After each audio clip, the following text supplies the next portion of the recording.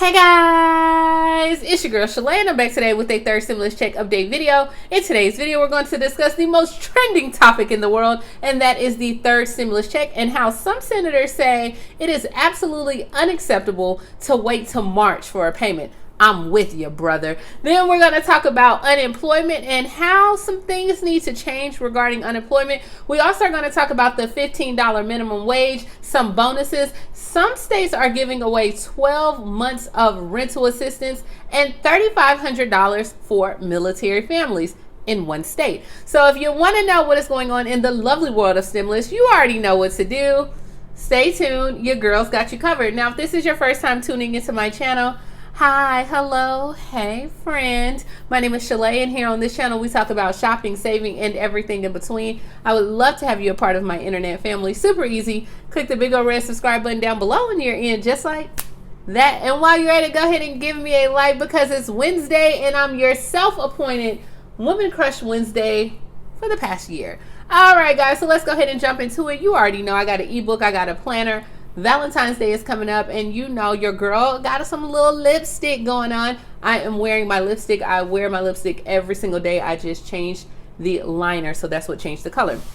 So go ahead and pick it up for you, your boo, maybe your side piece. All right, so let's go ahead and talk about Senator Wyden right now said it's absolutely unacceptable to wait until March for another stimulus bill to pass. Now, he is a Democrat from Oregon, and he is the Senate Finance Committee chairman. And so he's putting up a fight against the timeline with the stimulus checks and unemployment. He said people who got the first two checks are expecting a third. Yes, we are. And the fact is that the pandemic has hit these families like a wrecking ball. I'm with you. He said they're balancing the food bill against the fuel bill, so your gas bill, and then the fuel bill against the rent bill, or like what we like to say, you know, robbing Peter to pay Paul, right? Okay. He said we're going to have to get in a vigorous debate all the way through this process. He said bottom line is it's totally unacceptable to have the workers wait until the middle of March because we know March 14th the unemployment benefits run out. And then he said then we're going to have to fall into another economic abyss and we're going to have to go through this whole process again. He's like, come on, people. You know what? He said, and if truth be told, with this whole unemployment, it should not be tied into what's going on politically. It should be tied into what's going on with the states and where the states are with their unemployment level. So he's even saying, hey, to say that it ends in March, why are we saying that when some states like New York, they still may have high levels in March? So he said it needs to be a state thing, not this whole political stuff, and I'm with you. Now, you know what? I like you. And so if you thought he was done there with the stimulus talks, then he also moved on to unemployment. But pretty much that's where the timeline that we're at, guys, with the third stimulus check is they're like, hey, it's still going to be the $1,400. They're looking at now increasing the income limits to where you can make $100,000 as a single person, but it would not be expected to possibly even go out into March. So make sure you know you got your coins in order. All right, moving along. All right, so the Democrats introduced a bill to fix the unemployment system's technology. So 4 Democratic senators got together today and they introduced a bill aimed at revamping the technology powering the unemployment insurance system. Now, I think this is great and it definitely does work because they were saying like in order for Hawaii to revamp their system, it's going to take 18 months. No. Alrighty, but as of right now, the legislation comes after technical errors have plagued the delivery of unemployment assistance to millions of Americans who lost their jobs at the beginning of the pandemic. Now, they said while enhanced jobless benefits have enabled millions and millions of families to pay the rent, buy groceries, many states have been unable to get those benefits out the door in a timely manner. That's completely unacceptable when it comes to families that are depending on these benefits to keep a roof over their heads as well. And I agree 100% wholeheartedly. This bill is backed by Senator Brown of Ohio, Mark Warner of Virginia, and then we have Senator Mosto of Nevada. So hopefully they can do something regarding it. I mean, something does need to be done regarding the unemployment system. All right, so let's go ahead and talk about the $15 minimum wage, because they did approve to have it put in the stimulus package deal. Now they keep saying, hey, you know what, we're going to put this in there, but we're going to lose about $1.4 million jobs, or excuse me, 1.4 million jobs. I don't know why I want to say dollar, but all right, moving along. So it's a wrap right now. According to the federal minimum wage, it's supposed to go from $7.25 to $15 an hour by the year of 2025. Now, of course, it will cut about 1.4 million jobs on there, but the House Republicans did, voice their displeasure on today. So once again, Democrats, this is the Republicans talking, Democrats are ignoring the vulnerable, hardworking Americans, choosing instead to favor the left-wing special interests and those who support their radical agenda. So as of right now, they're stating that it might go to about $10 or $12 this year, and then it's going to go up by the 50-cent raise for each year.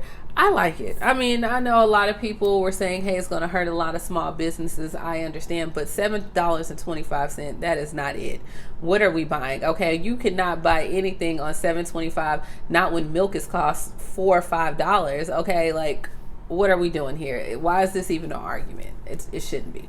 So I like it. Now, if you are in Georgia, Georgia leaders announced that they're going to give a $1,000 bonus to thousands of state employees. Now, remember Governor Kemp, I think that's his name, he announced last month that he was giving $1,000 to like the teachers, the staff members, and I think superintendents. Well, now somehow, Georgia, you got some more money. And when I was looking also, you got some rental assistance in your state. So if you're in Georgia, something just opened up today on the AJC.